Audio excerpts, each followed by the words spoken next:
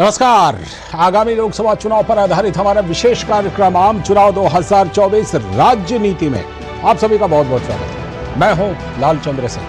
राज्य नीति यानी कि राज्यों की चुनावी राजनीति, यानी कि अलग अलग राज्यों में क्या है इस बार के आम चुनाव के समीकरण। इस विशेष कार्यक्रम में हम बात करते हैं हर रोज किसी एक राज्य में चुनावी हलचल और स्थिति की। तो आज के अंक में बारी है हरियाणा की। हरियाणा एक ऐसा राज्य जहां लोकसभा चुनाव के कुछ ही महीनों बाद इसी साल विधानसभा चुनाव भी होने हैं। तो आइए चलिए शुरुआत करते हैं जानकारी और विश्लेषण से भरपूर कार्यक्रम राज्य नीति की। तो लोकसभा चुनाव को लेकर सियासी हलचल लगातार तेज होती जा रही है और जैसे जैसे चुनाव नजदीक आते जा रहे हैं तो राजनीतिक पार्टियां अपने सियासी समीकरण बनाने में जुटी हुई हैं। बात अगर हरियाणा की करें तो 10 लोकसभा सीटों वाले इस राज्य में 10 सीटों पर भारतीय जनता पार्टी का फिलहाल कब्जा है। लेकिन इस बार बीजेपी के लोकसभा चुनाव के विजयी रथ को रोकने के लिए आम आदमी पार्टी और कांग्रेस हरियाणा में एक हो गई हैं। इसके बावजूद आप और कांग्रेस के इंडी गठबंधन को ज्यादा फायदा मिलता हुआ फिलहाल तो नहीं दिख रहा है। प्रदेश में सत्ताधारी बीजेपी और जेजेपी गठबंधन चुनावी तैयारी में जुटे हैं, तो वहीं हरियाणा में कांग्रेस और आप गठबंधन के बाद यह सवाल राजनीतिक हलकों में उठ रहा है कि क्या दोनों पार्टियां एक दूसरे का साथ खुले मन से देंगी, यानी कि बीजेपी और जेजेपी। तो कांग्रेस और आप दोनों ही भारतीय जनता पार्टी को रोकना चाहती हैं। इसके लिए हरियाणा में गठबंधन भी कर लिया है। आपको कुरुक्षेत्र लोकसभा सीट दे दी गई है, जबकि फरीदाबाद समेत बाकी 9 सीटों पर कांग्रेस चुनाव लड़ने वाली है। ऐसे में कांग्रेस के दावेदारों ने फील्ड में जनसंपर्क करना शुरू भी कर दिया है। तो कांग्रेस की बात कीजिए तो पूर्व सीएम भूपेंद्र हुड्डा और उनके समर्थक पहले से ही अकेले दम पर हरियाणा में चुनाव लड़ने की बात कहते रहे हैं। वो आम आदमी पार्टी का जनाधार ना होने के दम पर यह बात कहते थे। अब तो ये समय ही बताएगा कि आम आदमी पार्टी चुनाव में कांग्रेस को कितना फायदा पहुंचा पाएगी। तो ये तमाम जो मुद्दे हैं इस पर हम बात करेंगे और हमारे साथ 2 खास मेहमान भी जुड़ेंगे। लेकिन पहले जरा हरियाणा के आंकड़ों पर नजर डाल लीजिए। सबसे पहले बात जनसंख्या की। कुल जनसंख्या 2.54 करोड़, ये 2011 के मुताबिक है, क्योंकि उसके बाद जनगणना के आंकड़े आए नहीं है। पुरुष 1.32 और महिला 1.11, यानी हरियाणा वो राज्य है जहां ये अनुपात पुरुष और महिला का सबसे कम था। अब जरा साक्षरता दर को देखिए। राष्ट्रीय औसत दर है 72.98 और हरियाणा का औसत दर है 75.55, यानी थोड़ा सा ज्यादा ही है। पुरुष 84.06 और महिला 65.94। तो ये बात हो गई साक्षरता की। अब जरा देखिए कि कुल मतदाता कितने हैं। ये जनवरी 2024 तक के ही आंकड़े हैं, बाद में और इसमें सुधार होंगे। पुरुष 1.05 करोड़, महिला 92.50 लाख, थर्ड जेंडर 18, कुल 1.97 करोड़। अब जरा प्रमुख दलों को देख लीजिए। भारतीय जनता पार्टी, कांग्रेस, आम आदमी पार्टी, जेजेपी और आईएनएलडी ओम प्रकाश चौटाला वाली, और जेजेपी दुष्यंत चौटाला वाली। सीधे जुड़ते हैं हमारे मेहमानों से और हमारे साथ आज खासतौर पर जुड़े हुए हैं अभय कुमार जी, चुनाव विश्लेषक हैं। बहुत बहुत स्वागत अभय जी। और साथ में हमारे साथ रोशन गौड़ जी हैं, वरिष्ठ पत्रकार। बहुत बहुत स्वागत रोशन जी आपका भी। अब सबसे पहले अभय जी से मैं एक सवाल ले लेता हूं, फिर रोशन जी के पास आऊंगा। अभय जी, ये जो आम आदमी पार्टी और कांग्रेस ने एक गठबंधन बनाया है, एक तरफ ये तस्वीर साफ है कि उन्होंने हाथ मिलाए हैं, दूसरी तरफ बीजेपी और जेजेपी की तस्वीर अभी साफ नहीं है कि वो साथ में लोकसभा चुनाव लड़ेंगे कि नहीं लड़ेंगे। फिलहाल ये तस्वीर शायद साफ नहीं है। ऐसे में आपको लगता है कि कुछ ये जो डेटा है और खास तौर पर जिस तरह का बम्पर प्रदर्शन और विशेष रूप से लोकसभा में भारतीय जनता पार्टी का रहा है, उसमें कुछ इधर उधर होता हुआ दिख रहा है क्या? जी देखिए, बिल्कुल बीजेपी अपने एपेक्स पर है। वह 10 लोकसभा की सीटें और 10 लोकसभा सीट बीजेपी के पास है। ऐसा अबूबन हरियाणा में नहीं होता है, 1-2 सीट -+ होता है, लेकिन 10/10 बीजेपी का है। तो इस स्थिति में बीजेपी के लिए जेजेपी को सीट देना थोड़ा मुश्किल पड़ रहा था और बीजेपी को कॉन्फिडेंस है कि लोकसभा चुनाव हरियाणा राज्य में अगर देखें तो लोकसभा चुनाव में बीजेपी का प्रदर्शन बहुत ही अच्छा रहता है, भले विधानसभा में थोड़ा कमजोर पड़ जाता है। कैसे? 2019 में जब लोकसभा चुनाव हुए तो वहां 90 असेंबली सीट में 79 में बीजेपी आगे थी। मैं आपको बता रहा हूँ कि जब 2020 में लोकसभा चुनाव हुए तो हरियाणा में 19 विधानसभा की सीटें उसमें 79 सीट पर आगे थी। तो और फिर अगर फिर अक्टूबर या नवंबर में जब विधानसभा चुनाव हुआ तो वह समिति जाई से घट के 40 पर आ गई। तो बीजेपी का हरियाणा में लोकसभा चुनाव के क्रम में बहुत अच्छा प्रदर्शन रहता है। बीजेपी को कॉन्फिडेंस है कि अब आगे भी निकाल लेंगे और इस कारण से जेजेपी के साथ थोड़ा अलायंस होना मुश्किल है। थोड़ा विधानसभा में लोग अलायंस करेंगे, मुझे पूरी उम्मीद है कि जेजेपी और बीजेपी का विधानसभा में अलायंस होगा, लेकिन लोकसभा में कुछ होता हुआ नहीं दिख रहा है।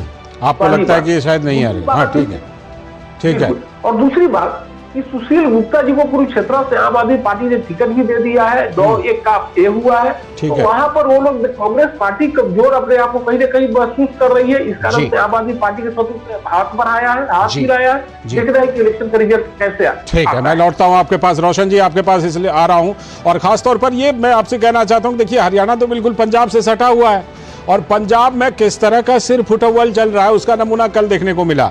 जो कुछ हुआ भगवंत मान और प्रताप सिंह बाजवा के बीच में वो सबने देखा, पूरे देश ने देखा वो। लेकिन क्या जो एकदम बिल्कुल पास में ही हरियाणा है वहां पर क्या कांग्रेस और आम आदमी पार्टी के नेता कार्यकर्ता मिलकर काम कर पाएंगे? क्योंकि पंजाब में तो सिर्फ फुटबॉल है। देखिए, जो आपने बात कही, पंजाब और हरियाणा की राजनीति इसका बिल्कुल विपरीत है। हालांकि वो सटे में है, लेकिन परिस्थितियां बिल्कुल अलग है। जो आम आदमी पार्टी है, दरअसल उसका वोट कौन है? उसका वोट ही कांग्रेस है। तो जो अगर कांग्रेस को जैसे उन्होंने कुरुक्षेत्र में दिया है, तो कांग्रेस का जो वोट है वही आम आदमी पार्टी को जाएगा। लेकिन आम आदमी पार्टी का तो अगर आप दिल्ली और पंजाब को छोड़ दे तो उनका 1-2-3% ही वोट रहता है। तो मुझे नहीं लगता कि हरियाणा में आम आदमी पार्टी से गठबंधन करके कांग्रेस ने कोई बुद्धिमत्ता का काम किया है।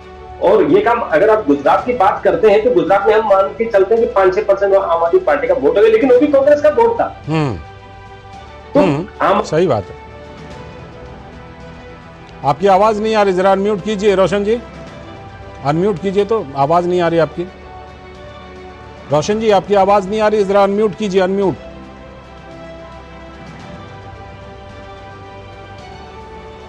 ठीक है, अभी फिलहाल रोशन जी की आवाज हम तक नहीं पहुंच रही है। रोशन जी, आपकी आवाज नहीं पहुंच रही थी, शायद आपको अनम्यूट करना पड़ेगा। देखिए तो आवाज नहीं आ रही रोशन जी की। हम आप दोनों के पास लौटेंगे, लेकिन उससे पहले जरा कुछ और आंकड़ों को देख लेते हैं। चर्चा में हम लौटेंगे, लेकिन जरा उससे पहले कुछ और आंकड़े देख लेते हैं कि लोकसभा को लेकर क्या कुछ आंकड़े। हरियाणा में कुल कितनी 10 लोकसभा सीटें आती हैं, जिनमें से 8 सीटें जो है वो सामान्य वर्ग की हैं और 2 सीट अनुसूचित जाति यानी कि एससी के लिए आरक्षित है। एसटी के लिए कोई सीट हरियाणा में आरक्षित नहीं है। तो ये है वहां का आंकड़ा, 10 सीटें हैं जिसमें 8 सामान्य हैं। अब देखिए कि 2019 में नतीजे बस 10 के 10 बीजेपी के खाते में, बाकी सब शून्य। यही था उस समय का नतीजा 2019 का। यानी प्रधानमंत्री नरेंद्र मोदी पर वहां के लोग लोकसभा चुनाव में कितना भरोसा करते हैं वो आपके सामने है, स्क्रीन पर आप देख सकते हैं। अब जरा देखिए कि वोट परसेंट क्या रहा था उस समय। तो बीजेपी 58.20%, कांग्रेस 28.51, यानी बीजेपी से लगभग आधा। उसके बाद 4.90% ये जो है ये है आपका जेजेपी का, आईएनएलडी का 1.90%, कभी सत्ता में हुआ करती थी ये पार्टी, और अन्य को 6.49%।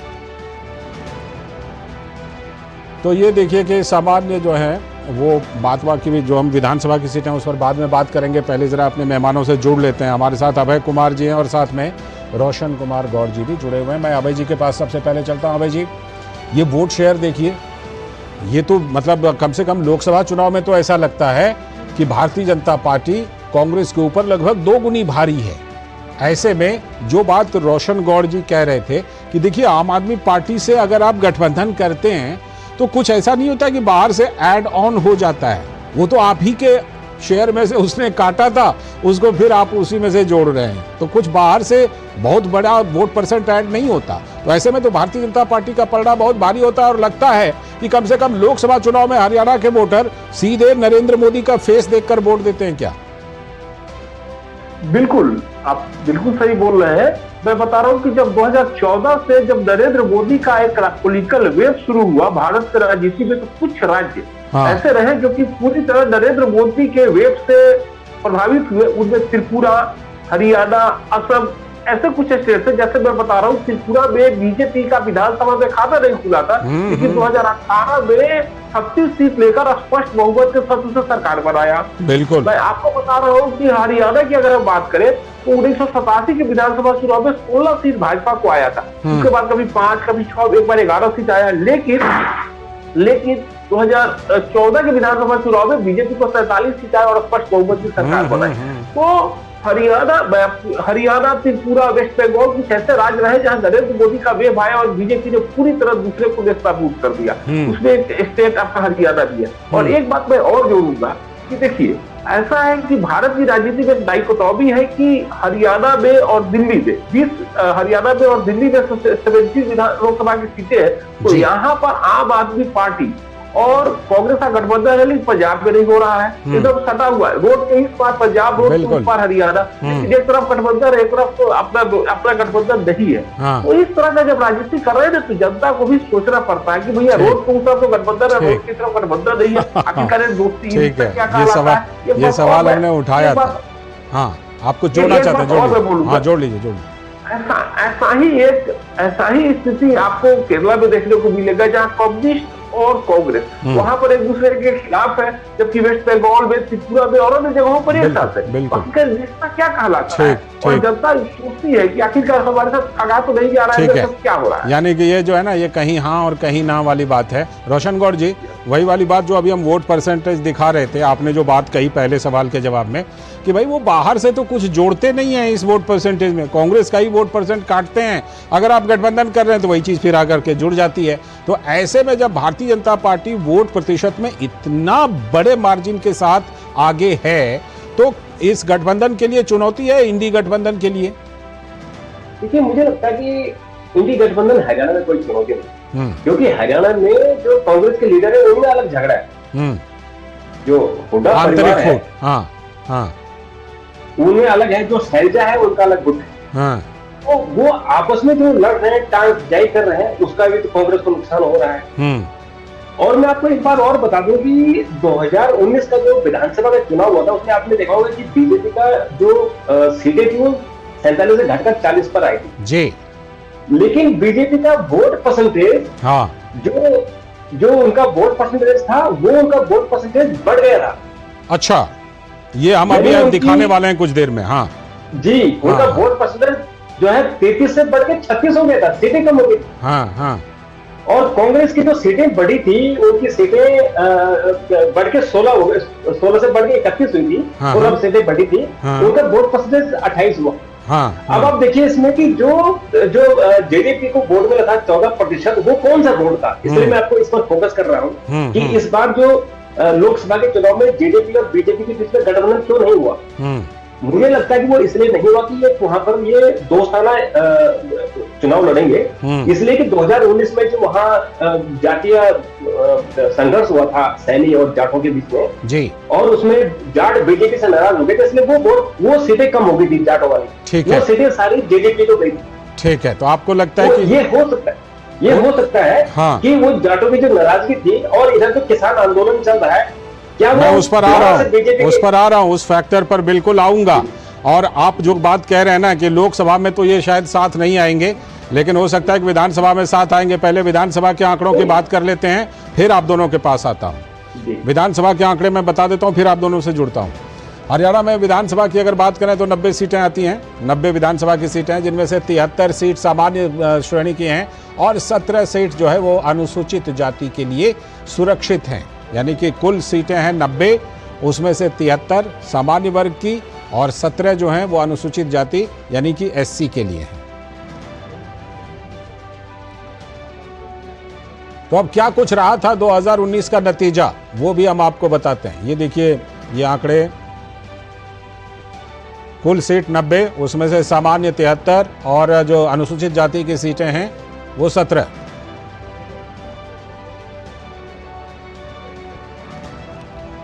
अब जरा देखिए कि कैसा नतीजा क्या रहा था 2019 में, जिसकी हम चर्चा कर रहे थे। 40, 31, 10, 1, 8, 40 बीजेपी, 31 कांग्रेस, 10 जेजेपी, आईएनएलडी 1 और अदर्स 8। तो बीजेपी और जेजेपी ने मिलकर वहां सरकार बना ली थी। अब वोट शेयर भी देखते हैं कि 2019 में वोट शेयर कैसा रहा था, जिसकी चर्चा अभी कर रहे थे रोशन गौड़ जी। तो ये देखिए वोट शेयर, बीजेपी की 36.49, लगभग 37 मान लीजिए, कांग्रेस 28.08, जेजेपी 14.84 और आईएनएलडी 2.44। तो वहां पर भी देखिए वोट प्रतिशत का तो गैप अच्छा खासा है भारतीय जनता पार्टी और कांग्रेस के बीच। हालांकि लोकसभा चुनाव के मुकाबले कम है, लेकिन फिर भी गैप है। और उसी चीज़ की चर्चा कर रहे थे रोशन गौड़ जी। मैं एक बार फिर से दोनों मेहमानों से मुखातिब होता हूं और इस बार जुड़ता हूं अभय कुमार जी से। अभय कुमार जी, अभी रोशन गौड़ जी चर्चा कर रहे थे कि चाहे किसान आंदोलन हो या हरियाणा के जो और भी मुद्दे हैं, पहले किसान आंदोलन की बात आपसे करता हूँ। ये जो किसान आंदोलन कुछ किसान संगठनों ने, पंजाब के किसान संगठनों ने प्रदर्शन किया, इस बार हरियाणा के किसान इसमें शामिल नहीं दिखाई पड़ रहे हैं। अभय कुमार जी, क्या मामला है? और बीच में खट्टर सरकार ने किसानों के हित में बड़े बड़े फैसले भी ले लिए हैं। देखिए, यह किसान राजनीति, देखिए दो तरफ की बातें हैं। अगर आप बीजेपी वाले से पूछिएगा तो कहेंगे कि ये मतलब दिस इज ए पॉलिटिक्स। अगर उनके बीजेपी के विरोधियों से पूछिएगा तो उनका जेन्युइन डिमांड है। लेकिन हाँ, मैं बता रहा हूँ कि यहाँ बीच की एक बात है कि सरकार को उनका कुछ डिमांड तो 12 लगभग उनका डिमांड है, जहां तक मुझे याद आ रहा है 10 या 12 ऐसा कुछ उनका डिमांड है। तो ये उनकी कुछ डिमांड, 2-3 डिमांड तो जायज है, लेकिन कुछ डिमांड ऐसा है जिसको फुलफिल करना, अगर मैं एक राजनीतिक विश्लेषक हैसियत से बोलूं तो थोड़ा सा मैंने वो जाती है, उनको ज्यादा प्रेशर नहीं देना चाहिए। हाँ, लेकिन 2-3 चीज ऐसी एमएसपी वगैरह ऐसा है जिससे उनको मिलना चाहिए। लेकिन मैं दो बातों की तरफ आपका ध्यान दिलाना चाहता हूँ कि 2014 के लोकसभा चुनाव में जब एक सीट कांग्रेस जीती थी, उस समय वो सीट कौन सी थी? वहां थी भूपेंद्र सिंह हुड्डा के बेटे की सीट थी, बेटा उनका चुनाव जीता। तो इस पर कांग्रेस पार्टी को रिसर्च इस बात पर करना चाहिए कि अगर हम हरियाणा में एक सीट जीतते हैं तो मतलब उनका बेटा जीतता है चीफ मिनिस्टर का, या उस समय जो चीफ मिनिस्टर था उनका बेटा चुनाव जीतता है। अगर हम मध्य प्रदेश में जाते हैं तो मतलब छिंदवाड़ा सीट से कमलनाथ जी का चुनाव जीतता है, तो उनका अपना बेटा तो चुनाव जीत जाता है, लेकिन दूसरे लोग हार जाते हैं, पार्टी को नहीं जिता पाते। हाँ, सही बात है। यस, तो कांग्रेस पार्टी को रिसर्च इस बात का करना चाहिए कि भैया एक सीट जब हम जीत सकते तो दूसरे सीट पर क्यों हार रहे हैं, और उनका बेटा ही क्यों चुनाव जीत रहा है, उनका ब्लड रिलेशन और बेटा ही क्यों चुनाव जीत रहा है। इस पर कांग्रेस पार्टी को ज्यादा मंथन करने की जरूरत है, और रिसर्च कांग्रेस को यहाँ करना पड़ेगा कि आखिरकार ऐसा तो नहीं कि मतलब कुछ खास कारण है कि अपने बेटा को चुनाव जिता लिया जाता है लेकिन पार्टी नहीं जीत, पार्टी को मतलब ऐसा ही प्रदर्शन क्यों नहीं हो पाता है। बिल्कुल। रोशन गौड़ जी, जो आप वोट परसेंट की बात कर रहे थे वो हमने आंकड़े दिखाए, और अब स्पेसिफिक बात ये कि जो विपक्षी पार्टियां हैं वो कहीं ना कहीं ये जो पंजाब के किसान संगठन प्रदर्शन कर रहे हैं उसको कहीं ना कहीं एक बनाना चाहती हैं, उसको एक उसके आधार पर जो है चुनाव में वो जाना चाहती हैं, मुद्दा बना भी रही हैं। लेकिन क्या आपको लगता है कि हरियाणा में किसान संगठनों का जो समर्थन नहीं मिल पा रहा है, इसकी क्या वजह है? और उसको भी मैं जोड़ देता हूं कि अभी खट्टर सरकार ने कई फैसले किसानों के हित में बड़े बड़े फैसले लिए हैं। जी देखिए, इस वक्त जो किसानों का आंदोलन है उसकी टाइमिंग को लेकर सवाल उठ रहे हैं कि लोकसभा का चुनाव आने वाला है, तो इस वक्त आप क्यों दिल्ली पहुंच के आपने घोषणा की 6 तारीख से उन्होंने की, तो कल हो सकता कि अभी जो वो हरियाणा पंजाब बॉर्डर पर है उस बॉर्डर से वो लोग इधर की कोशिश करें, फिर वहां हंगामा। लेकिन आपको देखना पड़ेगा कि उत्तर प्रदेश के किसान और हरियाणा के किसान बिल्कुल शांत जी, ये एक बड़ी बात। इसलिए इसमें सवाल उठे बार बार की जो आम आदमी पार्टी है, क्या आम आदमी पार्टी का इन जो आंदोलनकारी किसान है क्या इनको सपोर्ट मिल रहा है? क्योंकि इसमें जनरल किसान नहीं है, इसमें जो जनरल किसान है, जो खेती बाड़ी कर रहे हैं, जो मेहनत कश है, वो अपने खेतों में है। इसमें उनको प्रॉब्लम है, उनको अभी कल आपने देखा होगा कि ओले गिरे, तो वो उनकी ओले से उनकी खेती खराब हो रही है, वो उसके लिए परेशान है। लेकिन ये जो राजनीति करने वाले किसान है वो ये सब कर रहे हैं, और उनको आम आदमी पार्टी पूरी तरह से सपोर्ट कर रही है। और इसका लोग साफ साफ इस बात को समझ रहे हैं कि ये आंदोलन करने वाले कौन लोग हैं, इसलिए इनको आम आदमी का समर्थन नहीं मिला। इसमें इस बार आप देख रहे हैं कि खबरों में भी नहीं है। तो इसका सीधे सीधे असर जब चुनाव में ये लोग पिछली बार ये पंजाब चुनाव में खड़े हुए थे, 10 लोग खड़े हुए थे, 10 में से 9 लोगों को 809 से वोट मिले, यानी कि जमानत जब्त हो गई। जी जी जी। एक व्यक्ति ऐसा था कि जिसको 1000 वोट मिले जी। तो इनका कोई पब्लिक सपोर्ट नहीं है। ठीक है, ये लोग सिर्फ किसानों की राजनीति करके उन किसानों को भड़का रहे हैं जो बेचारे सीधे साधे अपने खेतों में जो मेहनत करते हैं, जो जो अपना खून पसीना बाहर है, बिल्कुल, तो इनको सपोर्ट मिलने वाला नहीं है और इसका इस चुनाव पर, लोकसभा के चुनाव पर कोई असर। लौटता हूँ आपके पास, मैं अभय जी का रुख करता हूँ। अभय जी जरा बताइए, जो बात अभी कह रहे हैं रोशन गौड़ जी, क्या इस बार, क्योंकि वहां तो देखिए इंडी गठबंधन के नाम पर दो ही पार्टियां, कांग्रेस और आम आदमी पार्टी है, उन्होंने हाथ मिला भी लिए हैं, कोई संभावना बनती है, कुछ वो परिदृश्य बदल सकते हैं, कुछ सीटों पर भारतीय जनता पार्टी को चुनौती दे सकते हैं, बड़ी चुनौती मिल सकती है क्या?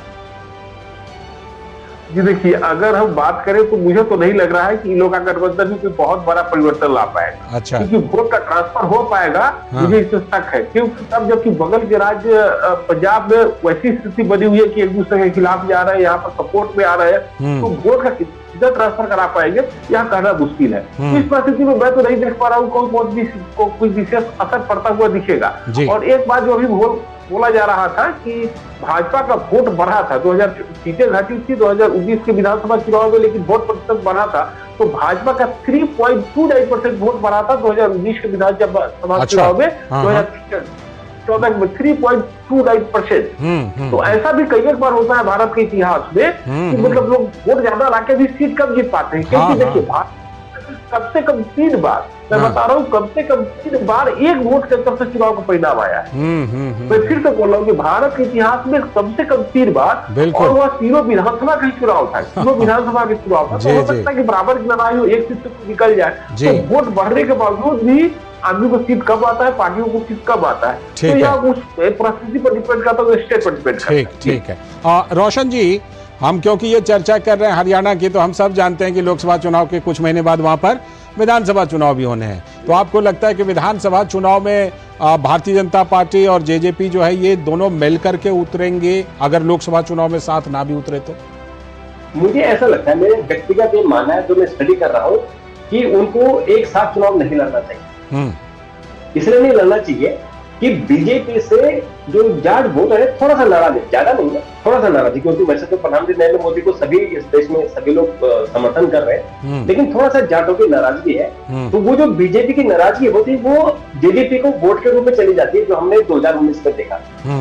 तो वो फिर जब साथ आ गए, हालांकि वहाँ पे जब ये साथ आए थे तो हरियाणा में जेजेपी का बड़ा विरोध हुआ था कि भाई हमने बीजेपी के खिलाफ वोट डाला, आप वापस आपने बीजेपी से हाथ मिला दिया है। तो मुझे लगता है कि ये समीकरण यही उचित रहेगा बीजेपी के लिए और जेजेपी के लिए कि वो अलग अलग चुनाव लड़े, दोस्ताना चुनाव लड़े, ताकि जो बीजेपी का नाराज, अगर कुछ नाराज है तो वो जेजेपी को चला जाए, और बाद में उनका जो गठबंधन है, डिप्टी सीएम है सरकार में, वो रहेंगे। तो इसीलिए मुझे लगता है कि जो इस बार 2024 का जो लोकसभा चुनाव है, इन दोनों में जो गठबंधन नहीं हो पा रहा है, ये मुझे लगता है कि इसका ये स्ट्रेटेजिकली है, ये रणनीतिक तौर पर नहीं हुआ है, ताकि जो बीजेपी का इंटैक्ट वोट है, उनका 58% है ये, उसमें मान लिया 1-2% जेजेपी का वोट है, करीबन लोकसभा का 4-5% वोट है, वो कम से कम उसके साथ ही रहे। तो अल्टीमेटली उसका अगर मान लिया कुछ असर पड़ता है तो बीजेपी के साथ ही रहे। जी।